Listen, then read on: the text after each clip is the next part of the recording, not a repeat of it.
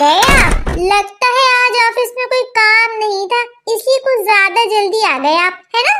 एक बात तो मुझे समझ में नहीं आती, जिस दिन मुझे बाहर कहीं लेकर जाना होता है, सारी मसरूफियत सारे काम उसी दिन निकल के क्यों आ जाते हैं? उसी दिन रात के 8 क्यों बज जाते हैं आते आते? फिर शुरू हो गई तुम किसी हाल में खुश न रहना। अब्बा वो इंग्लिश वाली टीचर फीस मांग रही है, 4 दिन से मांग रही थी, आज तो उन्होंने लास्ट वार्निंग दे दी। कह रही थी अगर कल फीस लेके नहीं है ना तो आने की जरूरत नहीं है।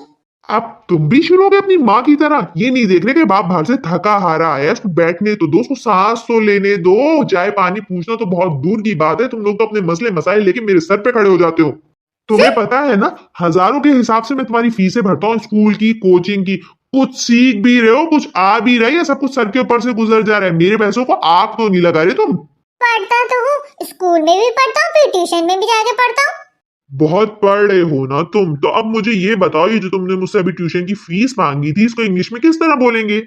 डैडी, इंग्लिश वाली टीचर फीस मांग रही है। सुन रही हो ना बेगम, तुम्हारा बेटा क्या सीख रहा है? अरे ये सीखने के लिए तो मैं हजारों रुपए फीसें नहीं भरता स्कूल और ट्यूशन की। तुम्हारा बेटा तो ऐसा लग रहा है मेरे पैसों को आग लगा रहा है। तुम्हारे बेटे को तो अभी तक कुछ नहीं आया। ये क्या तुम्हारा बेटा लगा के रखा हुआ है? मैं कोई जहेज में लाई थी क्या इसको अपने साथ?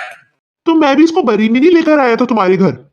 हाँ तो मैंने कब कहा कि आप इसको बरी में अपने साथ लेकर आए थे? आप ही कहते रहते बेगम तुम्हारा बेटा, जैसे मैं उसको जहेज में अपने साथ लेकर आई थी, मेरे अकेले का बेटा।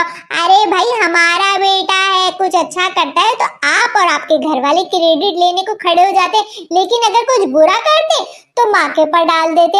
अरे भाई मैं पूछती हूँ ऐसा क्यों?